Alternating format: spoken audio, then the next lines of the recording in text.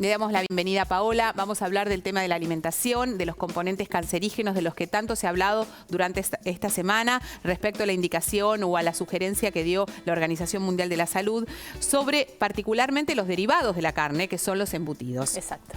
Bueno. Bien, a ver, cuando uno habla de alimentos y lo que muestran estos estudios, que son observacionales, pretenden asociar ciertos alimentos o ciertos productos que son cancerígenos para la salud humana. Ahora bien, si uno se pone, tenemos una placa para mostrar, sí, se pone a evaluar cuál es el contexto general de un alimento, por ejemplo, procesado o las carnes rojas como responsables de cáncer. Hoy sabemos que es mucho más importante el cáncer responsable por el cáncer por el tabaco, como sí, es el del 1 millón de personas al año fallecen a causa del tabaco, 600.000 personas por el alcohol, y tenemos la posibilidad de entender que solamente 35.000 personas fallecen por consumir carne procesada. O sea que es muy importante la brecha que uno informa con la cantidad de consumo de alcohol, de tabaco, de la obesidad inclusive, la diabetes, la inactividad física, son elementos que son factores de riesgo que determinan el aumento de la probabilidad de tener cáncer. Ahora bien, cuando uno habla de carnes procesadas, son las responsables.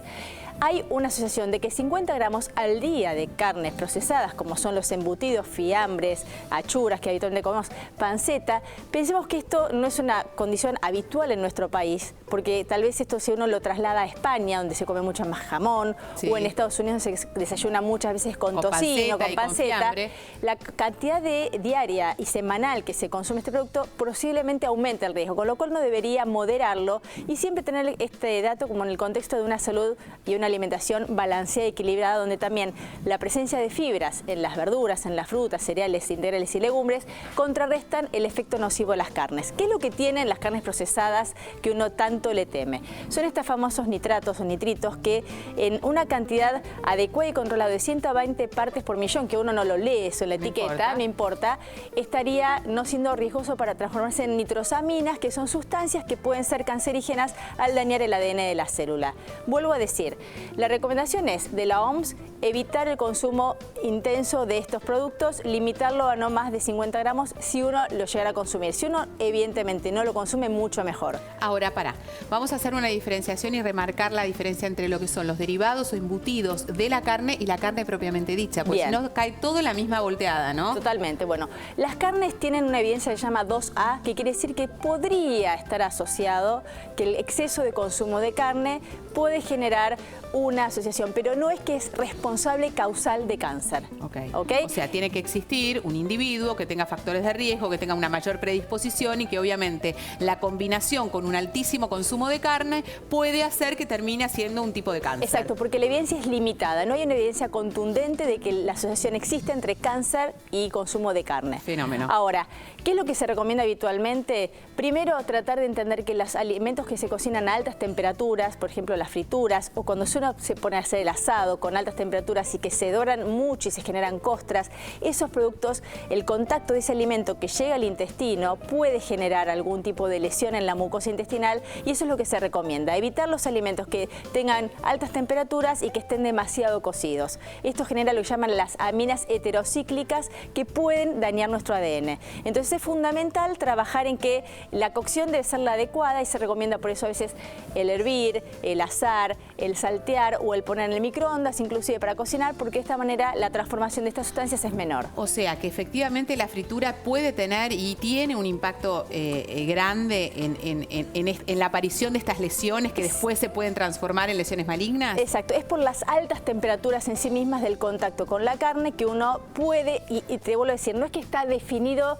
científicamente y comprobado científicamente que el modo de cocción tenga una asociación directa con el cáncer, pero la recomendación es evitar, más allá del aporte de grasas y demás que uno tiene con las frituras. A propósito de las grasas, acá justamente en estos derivados de la carne que nosotros estamos viendo, que no solamente son los fiambres, sino también los embutidos, vemos una altísima cantidad de grasa y de sodio, que eran dos de los componentes que nosotros ya sabíamos de antemano que tienen este tipo de cosas, y que obviamente la recomendación es no consumirlos o limitar al máximo que se pueda su consumo por este motivo. Exacto, bueno, mucho de la responsabilidad que uno dice del cáncer de colon, sabemos que también la presencia de grasa y la presencia de altos contenidos de sodio también nos transporta al alto riesgo cardiovascular. Claro. Entonces, esto tenemos que tenerlo en cuenta cuando uno habla de alimentación alimentación es de un todo. Uno no piensa solamente en el alimento, el nitrito que pueda tener el alimento. También es un dato interesante saber que el jamón en sí mismo tiene un componente de nitrito, pero si uno lo come caliente, esa posibilidad que se transforme en nitrosaminas tal vez aumenta. Pero aparte hoy en día el jamón no es jamón.